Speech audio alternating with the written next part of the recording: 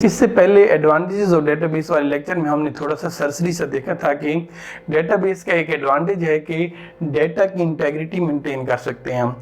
Data integrity होती क्या है, इसकी टाइप्स क्या है, इनको इस वीडियो में हम डिटेल में देखेंगे। Overall accuracy, completeness and reliability of data is called data integrity.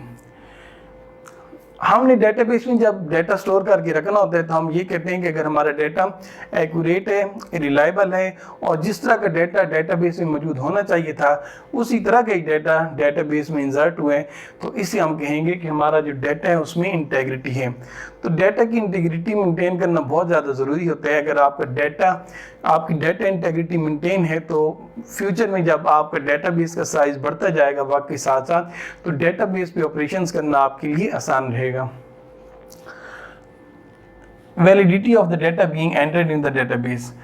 जब भी कोई यूज़र डेटाबेस में डाटा इंसर्ट करता है तो हम कुछ कंस्ट्रेंट लगाते हैं, कुछ शर्तें लगाते हैं, शराइत लगाते हैं और हम कहते हैं कि भाई फलानी किस्म का जो डाटा है वो डेटाबेस में इंसर्ट होना चाहिए और फलानी किस्म का डाटा जो है वो डेटाबेस में इंसर्ट नहीं होना चाहिए। इस तरीके से हम डाटा इंटेग्रिटी मेंटेन करते हैं। जिस तरह से मिसाल के तौर पर यहाँ पर देखें, ये एक टेबल है जिसमें स्टूडेंट ID, नेम, स्टूडेंट ने कितनी फ़ी पे की है और उसका क्लास मौजूद है। अब यहाँ पर देखें ये फ़ी पेड, मिसाल के तौर पर अब हम जानते हैं कि जो फ़ी होती है वो डिजिट्स की शक्ल में, इंटीजर्स की शक्ल में होती है। तो अब मैं क्या करूँगा, मैं डेटा इंटेग्रिटी मेंटेन करने के लिए मैं फ़ी की जो डेटा टाइप है वो इंटीजर रख लूँगा। इसका मतलब यह है कि जब भी इस कॉलम में कोई वैल्यू स्टोर होंगी तो इंटीजर टाइप की स्टोर होंगी। इंटीजर है, यहाँ पर ये देखें ये इंटीजर नहीं है तो यहाँ पर ये हमें इस तरह की वैल्यू इंसर्ट नहीं करने देगा और एरर दे देगा।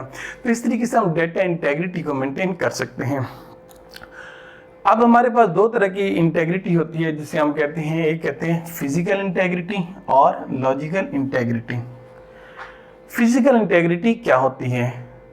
फिजिकल इंटेग्रिटी से मुराद ये है कि जो डेटा आप अपने किसी हार्डवेयर पर स्टोर करके रख रहे हैं क्या वो उसमें इंटेग्रिटी है कि नहीं है। मिसाल के तौर पर ensuring the wholeness, correctness and accuracy of data where data is stored and retrieved. हमने ये देखना होता है कि हम जो डेटा किसी डेटाबेस में स्टोर करके रख रहे हैं तो उसकी कंप्लीटनेस क्या है, क्या जो डेटा हम किसी हार्डवेयर पे स्टोर करके रख रहे हैं क्या वो कंप्लीट डेटा है, क्या वो कंप्लीटली स्टोर है, क्या वो करेक्टली स्टोर है, क्या वो डेटा जो है वो एक्यूरेट डेटा है। इस सारे को जब हम हार्डवेयर के पॉइंट ऑफ व्यू से देखते हैं जिससे हम कहते हैं फिजिकल डेटा इंटेग्रिटी। और दूसरी हमारे पास है लॉजिकल डेटा इंटेग्रिटी, जो कि बजाते खुद डेटा की अपनी इंटेग्रिटी होती है। ये हम हार्डवेयर की लेयर पे हम बात नहीं करते, हम डेटा की इंटेग्रिटी की बात करते हैं। फिजिकल डेटा इंटेग्रिटी हार्डवेयर से बिलोंग करती है कि ये खालिसतन हम हार्डवेयर पे मेंटेन करते हैं। और लॉजिकल इंटेग्रिटी जो होती है ये हम डेटा पर कंस्ट्रेंट्स लगाकर अप्लाई करते हैं, जो कि थोड़ी देर बाद मैं आपको यहाँ पर एग्जांपल में दिखाऊंगा कि लॉजिकल इंटेग्रिटी हम किस तरीके से मेंटेन करते हैं। तो बात हो रही थी physical integrity, how to ensure physical integrity. अब सवाल ये पैदा होता है कि फिजिकल इंटेग्रिटी को हम कैसे मेंटेन कर सकते हैं। तो यहाँ पर कुछ मेथड्स मैंने आपको बताए हैं कि प्रिवेंटिंग पावर आउटेज। हमने ये ख्याल रखना है कि जिस सर्वर कंप्यूटर पर हमारी डेटाबेस मौजूद है वहाँ पर कोई बिजली वगैरह की कोई इस तरह के मामला ना हो कि लोड शेडिंग हो और अचानक सर्वर डाउन हो गया। हमने अपना बंदोबस्त रखना है, अगर लाइट जाती है तो हमने जनरेटर वगैरह लगा के रखने हैं वगैरह वगैरह। प्रिवेंटिंग स्टोरेज इरोजन्स, इस तरीके से आपने ये ख्याल रखना है कि फिजिकल इंटेग्रिटी से मुराद ये है कि जो डेटा आपने स्टोर करके रखने हैं, अगर मिसाल के तौर पर हमने एक डेटा है, मिसाल के तौर पर हमारे पास इतना डेटा है, इस सारे डेटा को हमने डेटाबेस में स्टोर करना है। ऐसा नहीं होना चाहिए कि इतना डेटा स्टोर हो गया और उसके बाद अगर आपकी हार्ड डिस्क फुल हो गई है तो गड़बड़ हो जाए, ऐसा नहीं होना चाहिए। बल्कि हमने बंदोबस्त करके रखने के, अगर मिसाल के तौर पर कुछ डेटा हमारा स्टोर हो चुका है और बाकी जो रहता है तो उसके लिए भी हमने बंदोबस्त रखने कि वो डेटा जो है अगर स्टोरेज कम होती है हमारे पास तो हमने डेटा की इंटेग्रिटी कैसे मेंटेन करनी है, उसको क्या हमने किसी और स्टोरेज डिवाइस पर जाके स्टोर करना है या क्या करना है। हमने हैकर से अपने डेटाबेस को बचाना है, क्योंकि अगर आप हैकर से अपने डेटाबेस को नहीं बचाएंगे, अगर आपका वो सर्वर जिस पर आपका डेटा स्टोर है अगर उसको हैकर्स नहीं हैक कर लिया, तो फिर जाहिर सी बात है कि आप में डेटा की इंटेग्रिटी, आपके डेटा में डेटा की इंटेग्रिटी नहीं रहेगी।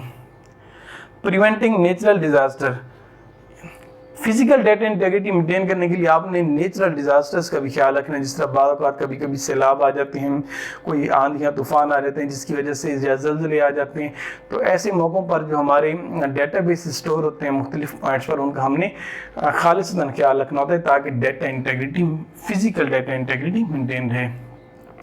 इसके अलावा ह्यूमन एरर्स का ख्याल रखने, और इसके अलावा बग्स और वायरसेस का ख्याल करने, एरर्स ड्यूरिंग डेटा ट्रांसफ़र आपने ख्याल रखने। इसके अलावा फॉल्टी हार्डवेयर आपने यूज़ नहीं करना। अगर आप खुदा न खास्ता मजबूरन आपको यूज़ करने भी पड़ गया तो उसमें नज़र रखनी है कि क्या फॉल्टी डेटा की वजह से आपकी डेटा की इंटेग्रिटी डिस्टर्ब तो नहीं हो रही। इसके अलावा ये हो गया। और वैलिडेट इनपुट, आपने इनपुट्स पर वैलिडेशन लगानी होती है।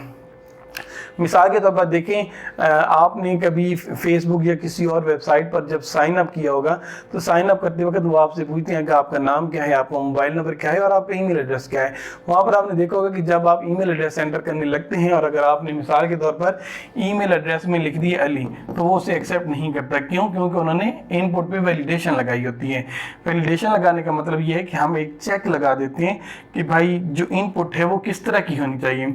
जिस तरह से साइन अप पे चेक लगा होता है कि अगर कोई ईमेल एड्रेस एंटर कर रहा है तो अगर वो ऐसा है कि मिसाल के तौर पर ali@ और yahoo.com या जो भी है यहाँ पर, तो आप यहाँ पर ये देखें अली कह लें या XYZ अली कह लें, XYZ ali@yahoo.com।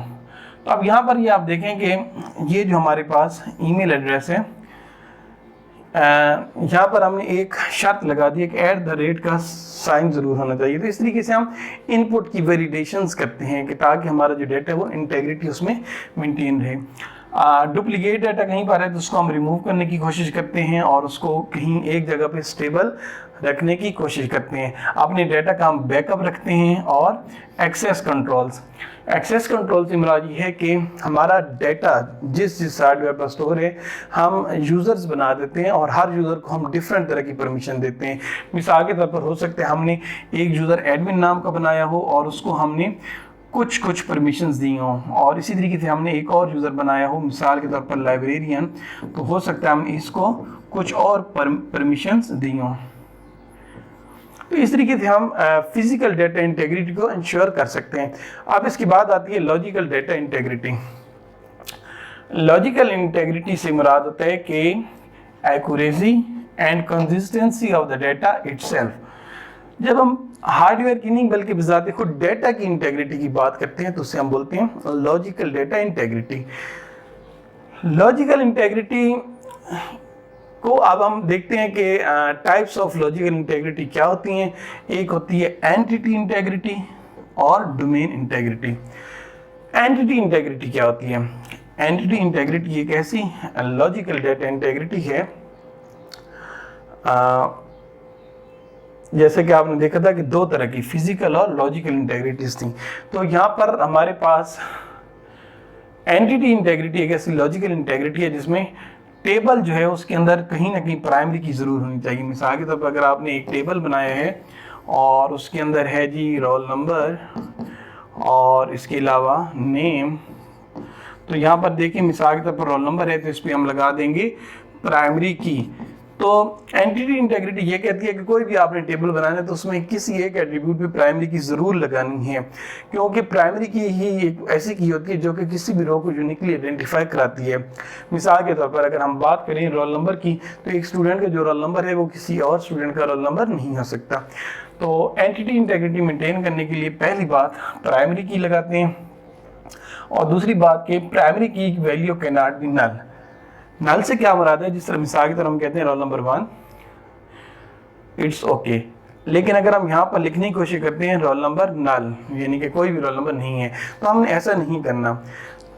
यहाँ पर मैं आपको ये बताता चलूँ कि डेटाबेस में एक फीचर होता है कि जब आप कोई टेबल बनाते हैं तो किसी भी एट्रीब्यूट की आप वैल्यू को नल सेट कर सकते हैं। जैसे मिसाल के तौर पर नेम है तो हो सकता है मैं नेम की डेटा टाइप में अलाउ कर दूं कि नेम जो है वो नल भी अपने अंदर रख सकता है, यानी कि ऐसा हो सकता है कि एक सेल है उसमें कोई नाम नहीं है और नल है। लेकिन मैं यहाँ पर ये कह रहा हूँ कि जो प्राइमरी की है उसके अंदर नल नहीं होना चाहिए, प्राइमरी की ज़रूर किसी वैल्यू से फिल होनी चाहिए, क्योंकि प्राइमरी की का मकसद है किसी रो को यूनिकली आइडेंटिफाई करना, और अगर प्राइमरी की में ही हमने नल वैल्यू रख दी तो उस रो को हम यूनिकली आइडेंटिफाई नहीं कर पाएंगे। तो ये होती है एंटिटी इंटेग्रिटी, जो कि डेटा की होलनेस, एक्यूरेसी और एफिशिएंसी को इंश्योर करने के लिए और डेटा की इंटेग्रिटी को इंश्योर करने के लिए हम मेंटेन करते हैं। अब दूसरी हमारे पास है जी डोमेन इंटेग्रिटी। सबसे पहले हम ये देख लेते हैं कि डोमेन क्या होता है। What is domain? Set of values for an attribute that can be stored in attribute of A database, उसको हम कहेंगे डोमेन। जिस तरह से मिसाल के तौर पर अगर हम बात करें वीक डेज, तो वीक एक हफ्ते के जो दिन होते हैं उसकी डोमेन में मंडे से लेकर संडे तक सारे दिन आ जाते हैं। इसी तरीके से अगर हम मंथ्स की डोमेन की बात करें तो मंथ्स की डोमेन में आपका जनवरी से लेकर दिसंबर तक सारे महीने आ जाते हैं। तो ये तो हो गया डोमेन का कॉन्सेप्ट। तो यहाँ पर हम डोमेन किस चीज़ को कह रहे हैं कि एक एट्रीब्यूट अपने अंदर जो वैल्यू स्टोर करके रख सकते हैं उसको हम कहेंगे डोमेन। जिस तरह से मिसाल के तौर पर ये हमारे पास एक टेबल था जिसमें हमने नाम रखा अली और हमने नाम रखा अकरम। अब यहाँ पर इस नेम के एट्रीब्यूट की डोमेन क्या है, ये सारी वैल्यूज हैं, ये इसकी डोमेन है।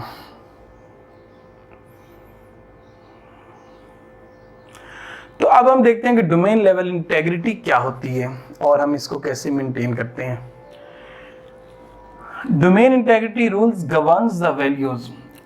आपके डेटाबेस के टेबल में कौन सी वैल्यू जाएगी, किस तरह की वैल्यू जाएगी, किस तरह की वैल्यू नहीं जाएगी, इन तमाम को कंट्रोल करते हैं हमारे डोमेन लेवल इंटेग्रिटी कंस्ट्रेंट्स। हम कुछ कंस्ट्रेंट्स लगाते हैं जो कि डोमेन लेवल पे इंटेग्रिटी मेंटेन करने के लिए हम लगाते हैं। कुछ एग्जांपल्स देख लेते हैं। मिसाल के तौर पर डेटा टाइप, हम कहते हैं कि हमारा एक एट्रीब्यूट है, उसकी जो डेटा टाइप है इंटीजर है या कैरेक्टर है। तो अब मैंने ये डोमेन सेट कर दी, ये है डोमेन लेवल इंटेग्रिटी।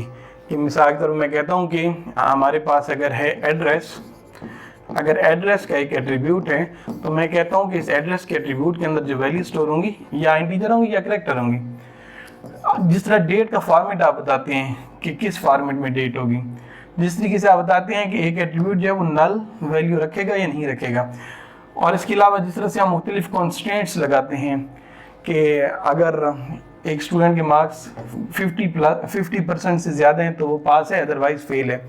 जैसा कि हम लेंथ बता देते हैं कि हमारा जो एक एट्रीब्यूट के अंदर जो स्टोर होने वाली वैल्यू है उसकी लेंथ क्या होगी, और जैसे कि हम रेंज बता देते हैं कि हमारे एक एट्रीब्यूट के अंदर स्टोर होने वाली वैल्यू की अपर रेंज क्या होगी और लोअर रेंज क्या होगी। तो ये सारी की सारी एग्जांपल्स हैं डोमेन लेवल इंटेग्रिटी की। तो अब तक आई थिंक कि आपको अच्छे तरीके से पता चल गया होगा कि डेटा इंटेग्रिटी क्या होती है और एक डेटाबेस के अंदर हम डेटा इंटेग्रिटी को कैसे मेंटेन करते हैं। अगर वीडियो पसंद आई है तो चैनल को सब्सक्राइब करना मत भूलिएगा और बेल आइकन ज़रूर प्रेस कीजिएगा। शुक्रिया, खुदा हाफिज़।